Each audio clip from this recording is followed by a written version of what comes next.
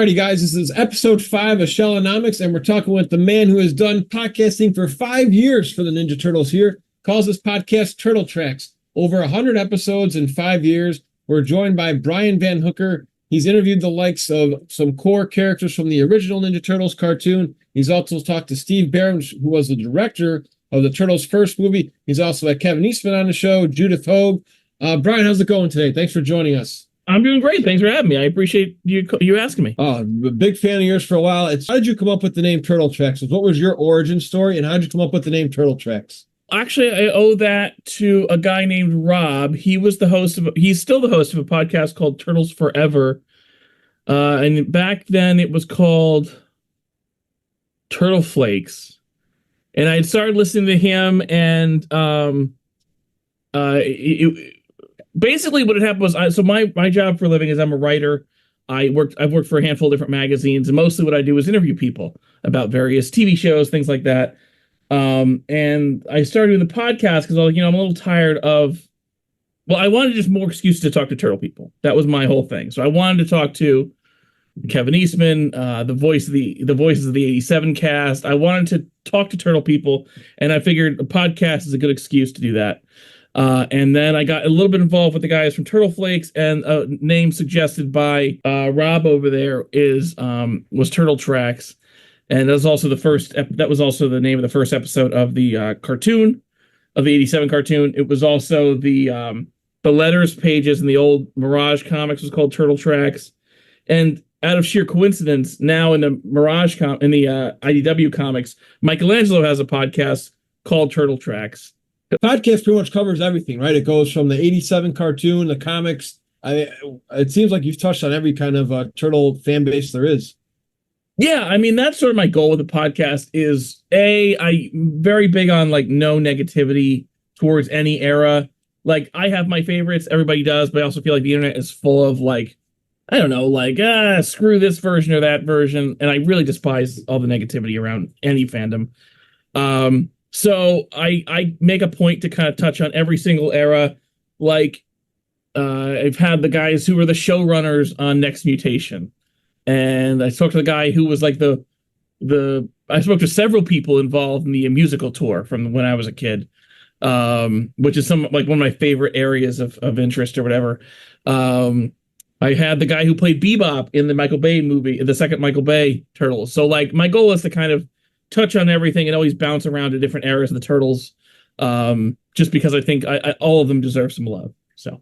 Oh, and you mentioned this in one of your episodes too. I agreed with you when you mentioned about Bebop and Rocksteady. If that second Michael Bay would be focused on them, they were spot on with how Bebop and Rocksteady were. Nailed it. They nailed it. I don't love those movies. I don't like to go into it, but I really don't enjoy them very much. But Bebop and Rocksteady from that second movie, man, they just nailed them. They got those characters down. They were a lot of fun. Yeah, 100%. So how did you choose Pat Fraley for your debut show? Your first episode featured Krang from the 87 series. I did release that first. I don't remember if he was the very first person I spoke to. It's been so long since I started. It's probably it's 2018. So what's that, 6 years ago? So I think I had 3 or 4 ready to go, and then thought, okay, who's either my biggest get, or which was the most a kind of a good introductory episode, and then decided Pat Fraley, because he was just great too. He was super gracious and really fun to talk to. I also thought his voice would be really recognizable, especially to the classic fans. So yeah, he was. I don't remember if he was the very first person I interviewed, but at some point I decided he was the first person to run with. So, did you have any other favorites you interviewed from the 87 series? It's probably hard to choose one. It's like asking your favorite first, who your favorite child is, but I mean, from the 87 series, honestly, those were the guys who I was most interested in. 87 series is still my favorite Turtle anything. That and the 90 movie. So, and to me, there's something magical about those 4 guys: Cam Clark, Rob Paulson, Barry Gordon, and Townsend Coleman. Those, to me, are the voices of the Turtles. They've had many great voices since, but there's something special about those 4 guys. And I think they helped elevate that show to a different level, and was a huge part of the reason why it was so successful. So really, honestly, it's those 4 guys that were a huge motivation for me in doing the podcast at all. And when I reached my 100th episode early this year, I had all four of them together for like I did like a quick basically like a trivia episode where I quizzed them about their own parts in the show. And yeah, that was my 100th episode, was the four of them together. So I do recommend anybody listening to Shellanomics, head on over to Turtle Tracks and definitely check out that episode. It is a lot of fun. Pretty much Brian's like the Alex Trebek pretty much of that show there, asking all the guys, and I don't they're like trying to recollect like what was like, there were a couple of great questions. I don't want to spoil any. I want guys to check out that show, but I had a lot of fun listening to that one too. Now, I saw on your Instagram too, you've actually met those four voice actors in person. What was that like? They're honestly, I'm not like they're just super nice. Like I've met Rob Paulson several times. I've attended Animaniacs Live a bunch of times. I've also been to various cons. And sometimes I'm able to go backstage with a press pass or whatever. So like I'm able to like not like to talk to them a little bit more where it's not so crowded and crazy. Yeah, so I mean they're all four of them are super nice.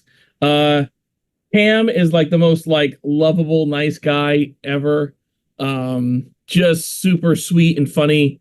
And just I don't know. In Townsend, I've interviewed Townsend a bunch of times. I just interviewed him again for a piece I'm doing for work about the tick. So I can't say enough good things. The straggler out there for a while was Barry Gordon. I talked to all three of them, and then years went by before I was able to get Barry, and finally I got him, I think last year. Yeah, and he was just awesome, and it was important to me because Donnie's my favorite also. So and then so I had them each individually, and then we're able to bring them back together for the 100th. So I think everybody I've interviewed so far, everybody mentions Donatello. Andrew Farrago, I think, was a Donatello guy. John Coleman was a Donatello guy. You're a Donatello guy. He's everywhere. And I guess, is there any love for Leo out there? I mean, you've interviewed a lot more than I have. Have you met any Leonardo fans out there? Actually, yes. And I just interviewed Playmates not long ago. Okay. And Leo is the top selling turtle. He sells more than any of the other three. Oh wow! Okay, which is weird because when we were kids, I'm not sure when you were born, but did you grow up with the '87 show? Yeah, I was born. Yeah, I'm going to be turning 40 this year, so I'm pretty much in your era with the '87 cartoon and first movie. Yeah, so like in our day, like Leo was not the coolest turtle. Yeah, like it was Raph and Mikey at best. Like it was always Raph and Mikey, and now it's Leo's definitely the best seller. I've met a lot of people who actually found Leo to be their favorites because I think it's because a lot of times it's the weapons.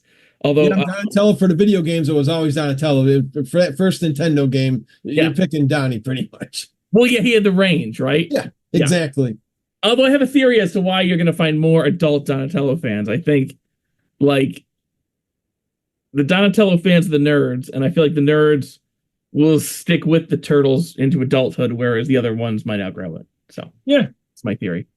That makes sense to me. Yeah. And I actually met those guys too at Comic Cons, those four. And I just the way they appreciate their fans, they are so grateful for us, and just how they take their time with everybody when you meet them in person. Like I didn't feel rushed at all when I met them for an autograph and a selfie. They didn't say, "Hey, how you doing?" Next, they actually sat there, talked to you. If you were full of joy, they'd give you a hug. I mean, they were just, and like you said too, Brian, just how. I mean, they're pretty much like brothers in themselves. I mean, they stick together. They go to these Comic Cons together, and to actually have all four of them on your show for your 100th episode, too, that had to be such a special moment for you. It was a huge deal for me because that was, like I said, those were the guys I grew up with and remained the most connected to. And yeah, I mean, I had the same experience you did, where it just like they really do. They are clearly close friends, and it's great that they are so tight because that's not that common. For any show, really. That's just that's very rare. And they're all super nice and like really gracious to the fans. So they're good guys. They really are. Yeah, I highly recommend if you ever see these guys listed as guests at your Comic-Con, go guys. It's worth the investment and the time.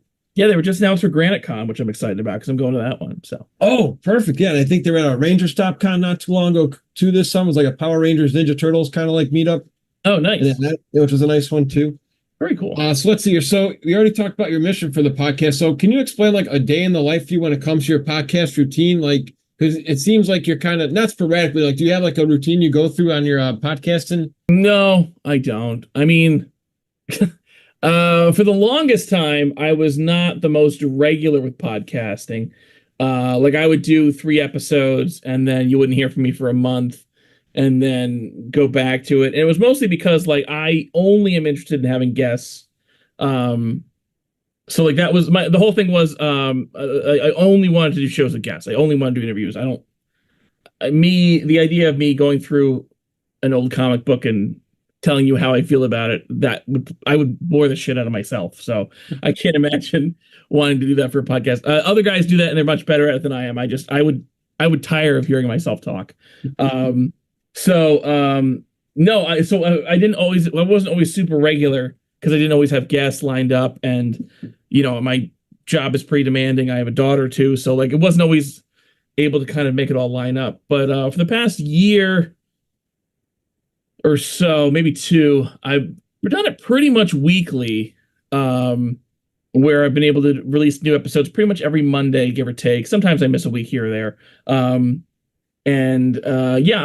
Honestly, what'll happen is I'll tend to kind of do it in spurts. Well, I'll email a ton of people, see if they want to come on the podcast, and I'll interview them all. Like I might interview five guys in 1 week, and then I'll kind of space it out. And then when I'm running low, my backlog is running low, then I panic again and send it to a bunch of people. So it's not really the best, most organized system, but it seems to be all right. So like you have fun and you stay motivated. That's the whole thing too. Again, just congratulations again for having, I believe you said 6 years of working on it, but I think it was 5 years of production, right? I think I saw I looked you up on SoundCloud. The first one is listed in 2018. It is 5 years ago. Yeah. September 10th, 2018 is what it says on SoundCloud. So I guess whatever. 5.5, 6 years. Okay. Yeah. So whatever that is. Which is incredible just to have that stamina of not being burned out, because when you start following podcasts, you'll see they go for a month or 2 and then they just, fizzle out. So again, congrats on the success so far. And how do you decide who you want to interview? I mean, honestly, I don't discriminate. It's more like I try to mix it up. So like if I haven't had anybody on from the 2003 show in a while, which I haven't, and I got to get back on that. But like I'll interview, I'll send out a bunch of emails to people from that show and see if they're interested. I've done a lot of work with IDW directly, so a lot of their artists and storytellers and writers, I've had them on through them.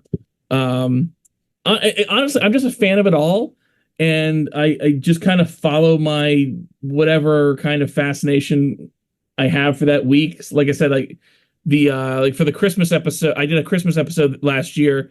And every year, people like in the turtle community talk about "We Wish You a Turtle Christmas." It's this really terrible TV special. I don't know if you know about it. It's awful.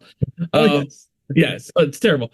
But I wanted to talk to somebody involved in that, and eventually I found the woman who wrote it, who's like this. She's like an amazing children's author. She writes all the Dr. Seuss books that are like produced now. She's written like literally thousands of children's books. And in the 90s, she wrote 2 turtle specials, including that Christmas one. So I had her on. But it's really just like, what kind of thing haven't I hit on or that, occurs to me at the moment. So, yeah, it's not really that much very systematic. It's just who haven't I reached out to yet? Yeah, when you have 40 years of ground to cover, I mean, it's just like, so wide open. Like that's what I like. That's what I liked about the format was like, I didn't want first of all, I didn't want to like have a certain time set. So there are episodes that I have are like 20-minute episodes. And that's fine with me because like it just depends on how much people have to say. Or I have ones that are like an hour and a half because like I just did an episode with Sophie Campbell and Tom Waltz that lasted almost 2 hours because we were talking really in depth about their run on IDW. But that was cool because there was a lot of ground to cover. But I've also talked to guys like the guy who played Shredder in Coming Out of Their Shells tour. And it was just kind of cool to find this guy who played this weird part 35 years ago and had some anecdotes about it. So yeah, I kind of didn't, the only kind of thing I stick to is, that it's only interview based. But other than that, it's kind of like anything Turtles goes. If somebody was an extra as a foot soldier in Turtles 2, I want to talk to them because that's interesting to me. So. Oh, and you've had people in there, like I believe you've had I probably going to botch it. Michelin Sissi, the actor who played Michelangelo. You've had him on your show, right? Yeah, yeah, he was a suit actor for Michelangelo. He was super nice. He was cool. It sounds like being in those suits was no fun. Oh gosh, yeah. I mean, just again, the magic of that movie is great. And like you were saying, just with all the people you've interviewed, just how selfless are these people in this turtle universe we have here, Brian? I mean, it's incredible, isn't it? The time they give you. Oh yeah, I mean, so many of them have just been super generous with their time, and I've gotten like drawings from people and stuff, and yeah, it's been cool, like to kind of connect with people. I've gotten to know others, like my favorite turtle artist ever is a guy named Ken Mitroni, who was the Turtles Adventures artist when I was a kid, and I've gotten to know him. And recently got to meet Chris Allen, who was the other major Turtles Adventures artist. So I've gotten to meet a lot of these people and connect with them and all that, and it's been very cool. So I mean, I'm glad I started the podcast simply as an excuse to meet these people, and that's exactly what's happened. So just a real quick one now, since you brought up Turtle Christmas, are you trying to get the singer of Rap for next Christmas episode? Can you find him? Who sang that? I don't know. I would love. That'd actually be a pretty cool one to have on here. That would be great. Yeah, that's gonna be the next Christmas one. Is whoever sang Rap, assuming they haven't blocked it from their memory. Which, Excellent here. Yeah. So tell me about a time you were like starstruck with somebody you were interviewing. I'm sure it's happened on multiple occasions, but just which one stands out to you? You know, it's weird. Like I'm not that bad about that. Like I said, I kind of do this for a living, so it's not like, I don't know, I don't get too starstruck. I mean, Rob Paulson the first time around I was super nervous about because he's, pretty big star guy. I mean, not even for work though. I've interviewed like Mark Hamill, and that was cool. It wasn't for this, but it was for a piece I did I did a oral history of Christmas with the Joker for Mel Magazine when I worked for Mel Magazine. So that was a big deal. I interviewed Kevin Smith recently, and that was maybe a bit starstruck for that one. But again, that wasn't for Turtles. That was just for work. So it doesn't happen to me a lot, but it does happen on occasion for sure. So awesome. So what's been the most challenging thing about running your podcast? You've been doing it for a long time. What's some of the more challenging aspects of it? Oh, I don't know, man. I think it's a delight. And the stuff that's hard for me is I kind of farmed out. Early on in my podcast, like my whole objective with the podcast was I just wanted an excuse to talk to these people, right? But like once I did that, like I didn't care about anything else. Like I have to post the episodes, I have to edit them. I don't want to do any of that stuff. That's annoying. Like I didn't care. So I had this like backlog of episodes, and I kept recording new ones, but I would never put them up. And one day this guy reaches out to me. His guy named Ian Williams. And he says, "Hey, I love your podcast, but your audio sucks. Can I just be your editor?" And I was like, "Yes, that's wonderful." So I forget when he started, but it was early on. It's been years now, at least 4 years. I don't know. Maybe it was around episode 30 or something. He started to be my editor. So all I do now is I record the stuff, send it to Ian. He makes it sound good. He sends it back to me, and I post it. Like so I don't know what the hardest part is. Like I email people a lot, but that's not that hard. Yeah, I don't know. I kind of just enjoy the whole thing because again, the hard part somebody else does. And then honestly, without him, I probably wouldn't have made it this far because I would have gotten sick of the other parts. So I'm very grateful to Ian.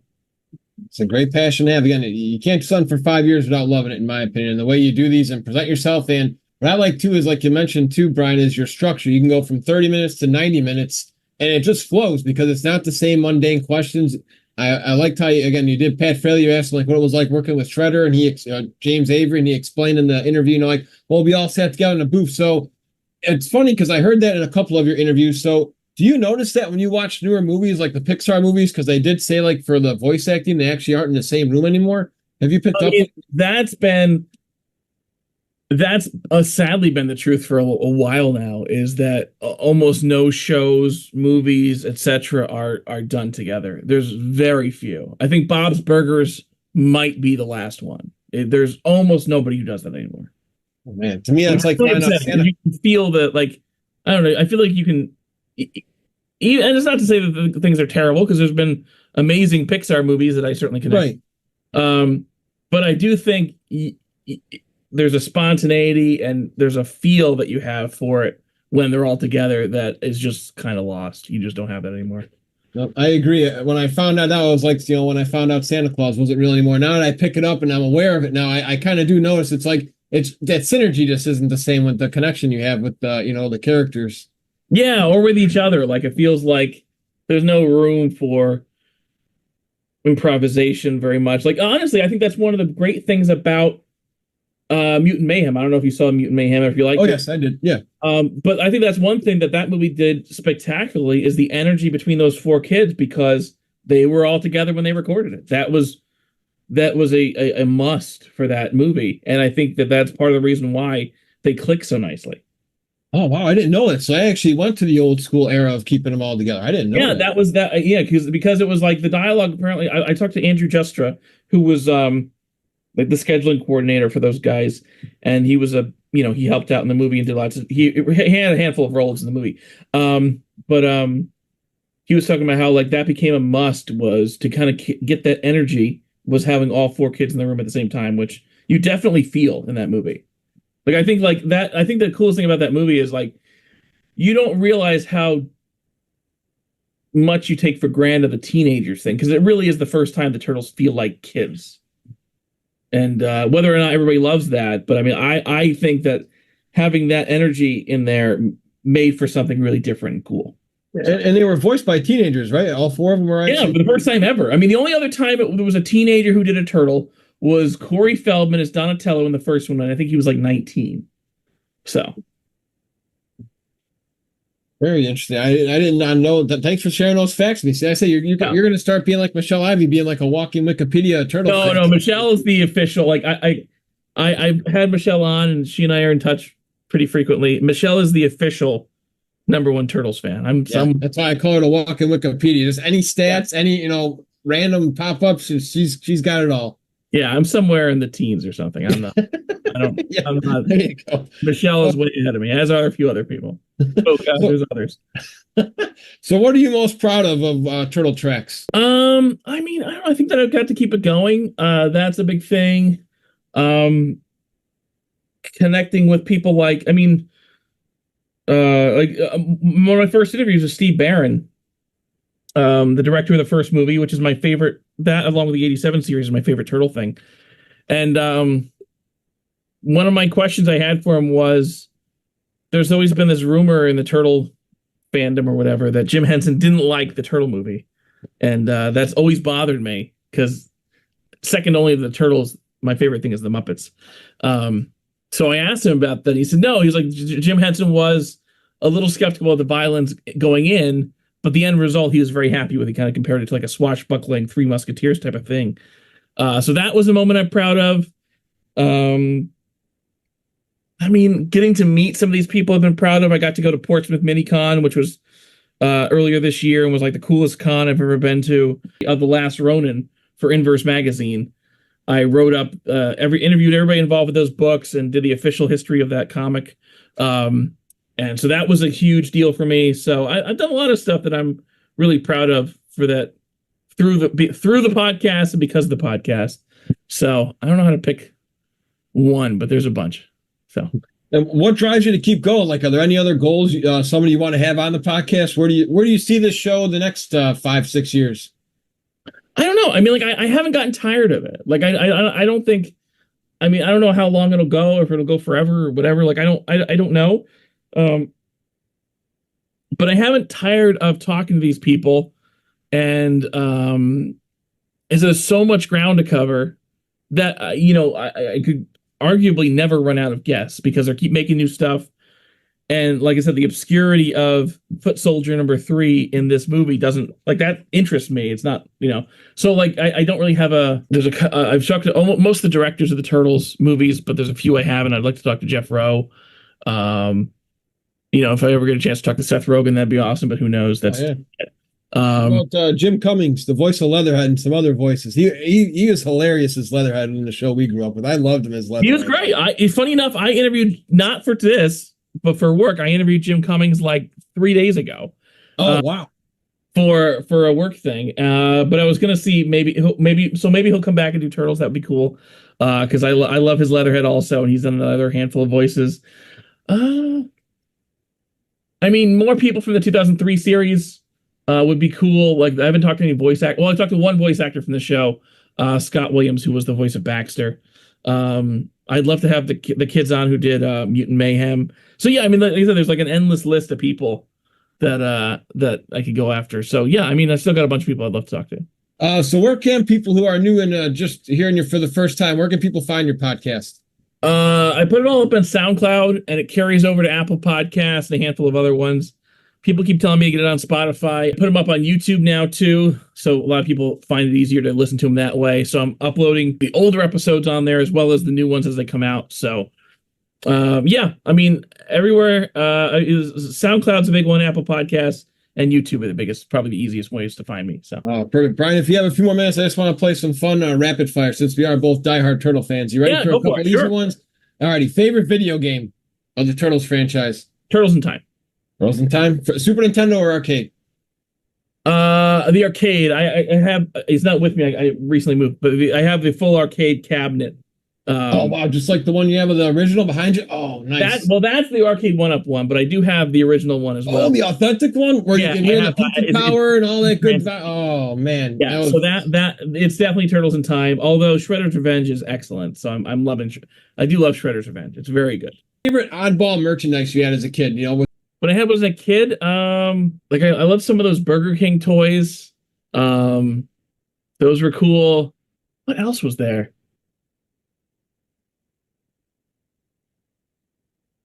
I have sneaker snappers. I don't know if you know what those are. I do remember those. Yeah. Okay. Yeah. Maybe I've seen those. Yeah. They're like little pieces of plastic you put over your knots of sneakers. Yeah. Yep.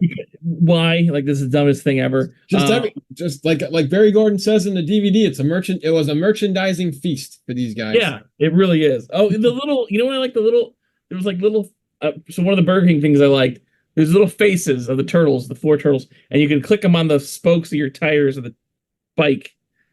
Oh yeah, yep. And a lot of those. Yeah, so there's things like that I liked, and that's like the stuff I like now because I have pretty much everything I want collector wise. So like now it's the random weird junk that I like. Like I got this not long ago, like a turtle Christmas snow globe. Like that's the stuff I like now is the weird stuff from back in the day. More so than finding figures and stuff. So. And you'll find it in the some Facebook collector groups, just the food. I mean, again, guys, just to check out, Turtle Tracks. You actually had a show with the guy who had the turtle pies, right? I saw that on you. Yes, Mike Coates, who's like dedicated his whole existence to finding out everything. About say with a straight face. Good job, Brian. Yeah, I mean, it's amazing. What I like about it too is he's dug in so much to know everything about this one thing, more than anybody else like on the planet. So it's really cool. And Mike is a good dude. Weirdest pizza you've ever tried? I ended up eating a couple from the Turtle Show, and I feel like one of them had marshmallows on it. One pizza I ate was because this was from 2 different flavors from the show, pepperoni and hot fudge, and then the other half was marshmallows with guacamole. And both were terrible. They were awful. Well, you're still standing, so you survived them. What is your favorite memory as a child with the Ninja Turtles? There was these like I think it was like a local Howard Johnson's had like these people in turtle suits when I was like a really little kid. So like there'd be like Mikey and Raph and a Splinter in this terrible costume. So those stand out to me. The first movie I think I remember seeing in a theater was the 3rd movie. Favorite Master Splinter quote? I think I've always liked Cowabunga. That's a good one. Well, Brian, we appreciate your time. Once again, congratulations on 5-6 years of Turtle Tracks, and we look forward to more, hopefully another 100 episodes in the next 5 or 6 years. Thanks, man. Appreciate having me on.